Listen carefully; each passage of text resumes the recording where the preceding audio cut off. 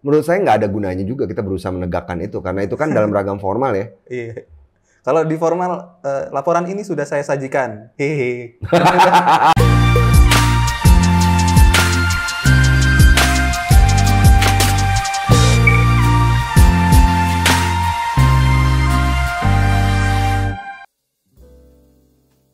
Halo kerabat Nara, selamat datang pada konten menanggapi Wara yang keempat ini. Masih bersama saya Rizky dan Ivan Lanin dari Nara Bahasa. Udah Ivan Lanin. Udah, ini kita hari ini bakal menanggapi Wara lagi nih. Ya. Tapi kali ini dari sebelumnya tuh kita pernah ini ya, aplikasi transportasi online, daring. Ya. Terus yang kedua itu apa ya? Oh, Loka Pasar. Ya. Terus Bank Digital. Bank Digital. Nah, kali ini kita mau mereaksi atau menanggapi aplikasi bepergian. Ini banyak sekali ya jenis-jenis aplikasi semakin kesini ya. Iya, kayaknya hampir semua larinya ke aplikasi ya sekarang. Iya, karena mungkin orang yang menyambut hidup digital kan. Kita mulai udah. Ini dari salah satu yang cukup terkenal, sangat terkenal nih. Traveloka. Ya. Nah, Tenggat Traveloka ya. Saya pakai juga Traveloka. Nah, ini Tenggat It's Friday. Ya, ini TGIF kan buat orang-orang biasa kan itu. Jadi singkatan. Itu biasanya ketika menyambut akhir pekan kan, sebuah ungkapan. Di dalam bahasa Indonesia kita nggak punya loh ungkapan yang sama apa. Terima kasih sudah Jumat. Kayaknya nggak biasa aja, nggak biasa. Mungkin kalau dibiasakan sama seperti hari bebas kendaraan bermotor, lama-lama kan terbiasa juga. Oh. Jadi masalah kebiasaan aja. Cuma memang kalau kita lihat ungkapan itu kan spesifik di sebuah negara atau daerah kan, sebuah bahasa. Jadinya seringkali sulit untuk menerjemahkan sebuah ungkapan secara harfiah ke dalam bahasa lain karena konteksnya berbeda. Iya. Misalnya kayak kalau di Indonesia tuh kadang-kadang ada beberapa ungkapan yang kalau orang asing mendengar itu, orang Indonesia, orang pembelajar BIPA mendengar itu, mereka pasti akan bingung. Contohnya segede gaban, gitu. Maksudnya, atau nenek lo dari Hong Kong, gitu. Itu kan ungkapan-ungkapan yang ya kita tahu, tapi kemudian ketika itu diajarkan kepada penutur bahasa asing yang ingin belajar bahasa Indonesia, susahnya minta ampun. Iya. Karena konteksnya berlapis ya itu ya. Iya. Memang kan idiom itu sesuatu yang sulit diuraikan dari makna unsur-unsurnya kan. Ya, termasuk yang ini nih, Tenggat It's Friday. Iya. Mungkin kulturnya di bahasa Inggris ada tertentu apa gitu. Iya. Di kita apa ya? Asik. Mau weekend, kita malah nggak ngomong akhir pekan kan, mau weekend kita ngomongnya. Ini pasti ininya penawarannya diberlakukan pada hari Jumat nih, saya yakin. Iya, mungkin. Iya, betul. Tiap Jumat sampai dengan Minggu. Kan periode booking.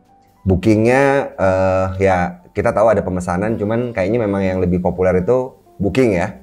Walaupun di beberapa iklan pesaingnya itu mereka menggunakan huruf miring tertib. Kalau untuk booking bahasa asing itu pakai huruf miring. Iya. Tapi ya kan memang nggak ada hukuman ya untuk kesalahan. Apa kita bisa ini udah memasukkan booking ke KBBI, kan mentoring udah ada tuh. Jadi booking apa? Sebenarnya kan sebuah kata itu diserap ketika kita udah frustrasi, udah nggak ketemu kata lain. Booking itu pemesanan udah ada, nggak perlu. Jadi itu salah satu prinsip yang perlu diketahui, karena kalau mentoring itu kan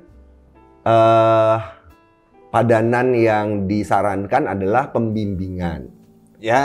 Nah, itu di kalangan pendidik dirasa kurang pas. Itu. Nah sekarang nggak ada masalah kan dengan kata pemesanan kan, nggak ada gitu. Kalau tidak ada masalah ya kita nggak usah serap. Kita gunakan padanan bahasa Indonesianya aja. Iya, pemesan. Ini booking. Ini memang sering jadi masalah ya buat orang-orang ya. Kenapa ini boleh diserap, ini nggak boleh gitu. Kadang-kadang ya secara umum penilaiannya begitu. Ketika sebuah kata itu memang sulit dicari padanannya dalam bahasa Indonesia ya kita serap. Tapi kalau ada kita gunakan walaupun nggak nyaman. Walaupun bukan nggak nyaman, walaupun belum nyaman. Nah.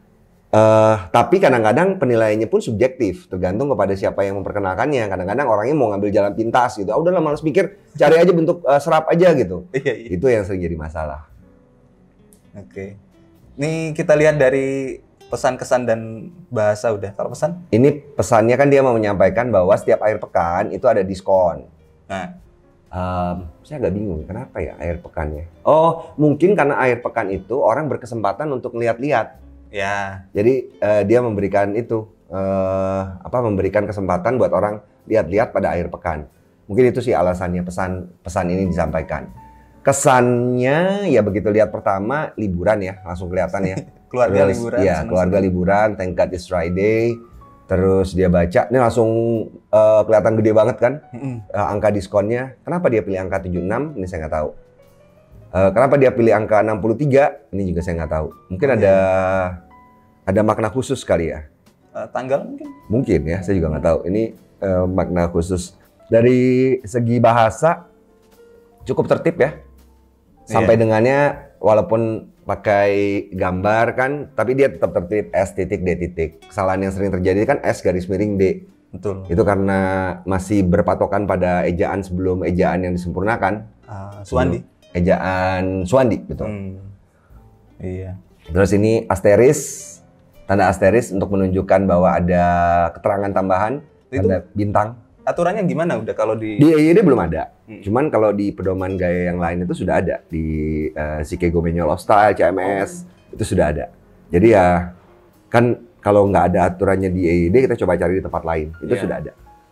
Terus ini penulisan tanda hubung dipisah. Dikasih spasi. Walaupun dari segi pemilihan karakternya kelihatannya udah yang panjang nih. Udah bukan tanda hubung lagi nih, tanda pisah. Tanda pisah, iya. Ya, cuman dia masih pakai spasi.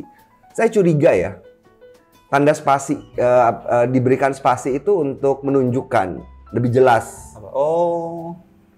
Jadi tujuannya begitu. Cuma saya juga nggak tahu apakah memang itu alasannya, memang secara sadar itu dipilih atau karena abai nggak tahu kaidah aja. Oh iya sih. Kalau lihat gini kan dia jelas tandanya ada di situ tuh. Iya. Okay. Tapi dia tertib udah ini pakai aktivitas juga V. Iya, banyak yang salah pakai F ya. Ini banyak yang nanya kan, kok bisa sih? Ada yang waktu itu nanyanya keren. Bagaimana proses morfologis pembentukan kata aktivitas dengan V? Apa proses morfologis yang terjadi dengan huruf F pada air aktif? Jawaban saya sederhana, tidak ada proses morfologis. Itu penyerapan langsung. Iya. Kayak ini ya, standarisasi. Iya. Langsung dia. Ya, ini SD juga pakai titik-titik. Iya. Sudah bagus ini. Bagus kayak Pak Tino Sidin aja kita. Kita kan sebenarnya membahas ya teman-teman ya. Biar kita bisa melihat. Saya sih pinginnya gini, kalau bisa tuh. Kemarin Narabahasa baru bikin ini Mas Arits, baru bikin kesalahan makalah untuk salah satu seminar. Kesalahan berbahasa yang paling sering muncul di surat.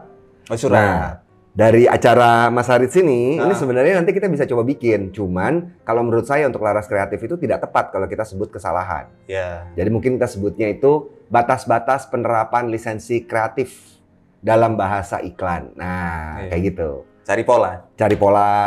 Karena ya ini harus deskriptif kalau menurut saya. Karena kan ranah pemakaiannya sudah masuk ke dalam ranah pemakaian kreatif. Iya. Kalau kesalahan berbahasa banyak banget salahnya. Iya, kalau kesalahan berbahasa, tapi nggak kontekstual kalau menurut saya. Kesalahan berbahasa itu lebih cocok untuk tulisan mulai dari tulisan bisnis lah. Tulisan bisnis, tulisan ilmiah, dan tulisan hukum. Iya. Kita lanjut udah ya ke yang, ini Warwangan. Oh ini panjang banget. Iya. Diriku. Wow. Gila, anak Jaksel banget nih. Oke. Ya, ini kelihatan ya, apa namanya yang menjadi sasarannya. Ini anak Jaksel banget. Really appreciate kamu awesome throughout 10 years. Dari mulai berjalan until bisa terbang. Oke, ini maksudnya dia ngomong ke si Traveloka kayaknya. Thank you for selalu jadi teman hidup. For jalan-jalan, staycation, makan, belanja, main game, and many other lovely memories. Oke. Di momen ulang tahun, kamu juga mau everyone happy with Traveloka. Gila, mantep banget lah.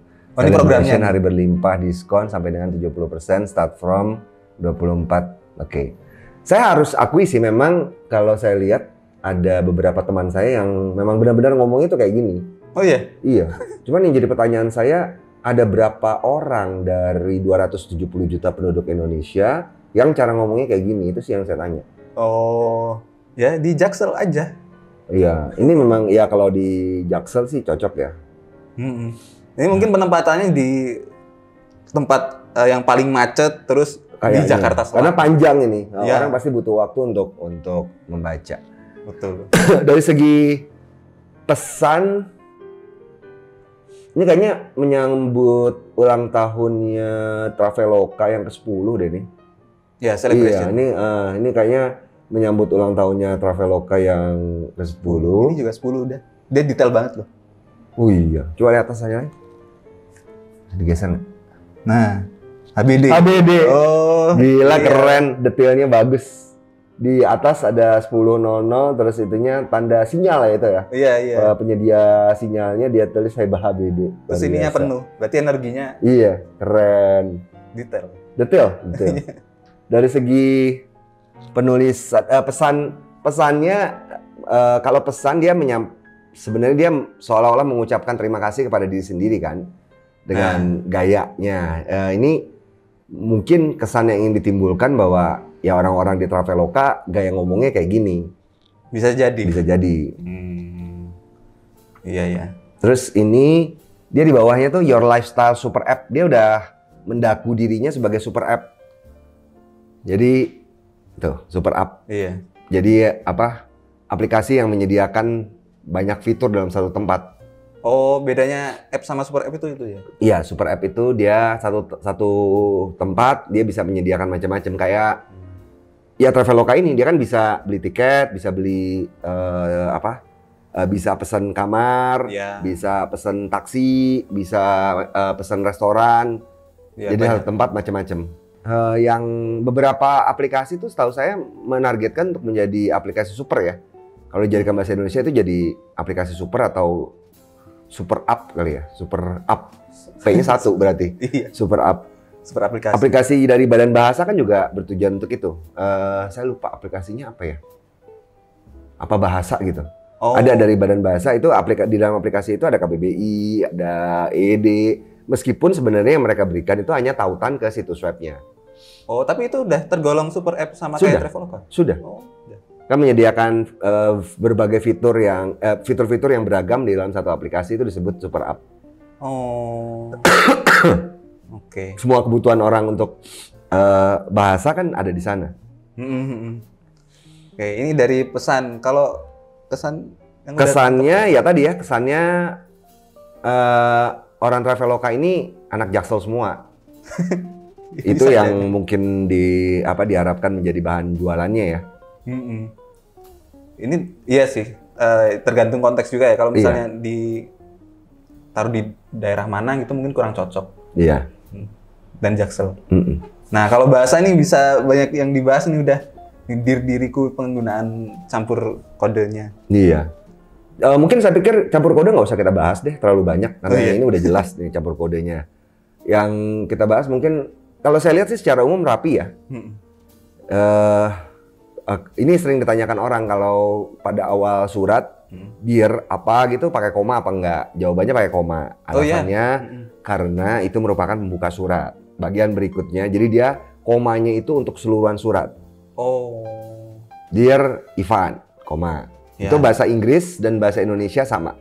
Setelah salam pembuka kita pakai koma. Dengan hormat, koma. Ya, dengan hormat, koma. Nah, kalimat berikutnya itu tetap diawali huruf kapital.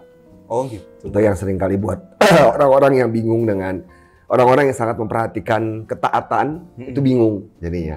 Yang harus diingat memang kan kaidah bahasa itu walaupun sudah ada kaidah umum bisa jadi ada kaidah khusus. Nah, ini kaidah khusus di dalam penulisan surat. Oh, oke. Di diriku. Terus nah, nulis ketawa itu gimana udah hihi. Kalau untuk apa namanya? Kalau untuk sebenarnya saya ragu sih apakah kita akan pernah menulis onomatope untuk ragam formal. Apakah kita akan pernah menulis onomatope dalam surat bisnis, dalam karya ilmiah, dalam hukum kan? Ngeri. Kalau menurut saya sih kemungkinan enggak ya. Iya. Kemungkinan enggak. Jadi jawaban pertama saya kalau lagi malas mikir, nggak usah dipikirin, nggak akan dipakai kok itu. onomatope tidak akan digunakan dalam laras formal. Tapi kalau misalnya mau kita pikir dan disambungkan dengan kaidah bahasa kita, ha, hi, he gitu kan, itu semuanya kan potongan kata kan. Dan ketika kita menggunakan itu sebagai pelambangan tertawa, kita akan membuat itu menjadi kata ulang.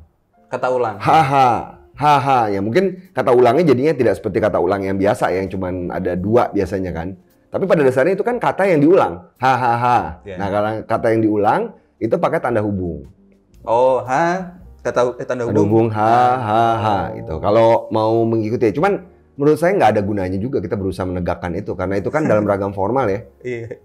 Kalau di formal, laporan ini sudah saya sajikan. Hehe. Aneh juga ya. Itu tetap nggak mungkin. Itu nggak formal kalau kayak gitu. Bosnya ketawa doang. Iya. Ada beberapa aturan ejaan yang sebenarnya kita nggak perlu terlalu capek-capek mikir ya. Karena itu kan adanya di dalam ragam non formal. Ragam non formal sama sekali nggak ada kebutuhan buat distandarisasi. Misalnya, apakah emoji itu sebelum emoji pakai titik nggak? Nah, itu dia. Nggak penting. Oh, nggak. Maksudnya, buat apa emoji nggak akan dipakai di dalam naskah dinas? Emoji dipakainya dalam tulisan blog, dalam kiriman pesan WA, yang nggak ada gunanya juga. Kita nggak ada ujian penulisan emoji yang baik dan benar, nggak ada juga kan? Iya. Kalau di tes bahasa Indonesia UKBI ada gitu? Mungkin ya. Tapi kalau itu sih, kalau misalnya mau dicoba cari lagi-lagi pakai logika, sama seperti tadi kan. Emoji itu kan sebenarnya bisa dianggap sebagai pelambangan rasa. Ya. Kalau di dalam skrip itu misalnya bentuknya itu dalam kurung tertawa. Oh iya. Kalau dalam skrip drama kan ada pelambangan emosi juga tuh biasanya kan.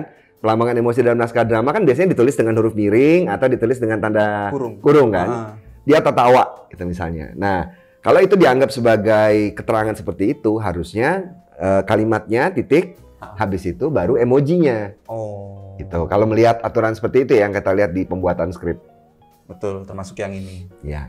Nah, ini kalau penggunaan angka di gaya-gayaan aja ini biar nyambung dengan tulisannya. Iya, ya. Dia pakai SD-nya juga udah. Bener kok. Bener. Iya. Nah, ini udah yang kita bahas pada episode sebelum-sebelumnya. Bagaimana menyingkat nama bulan? Menyingkat nama bulan. Tumar.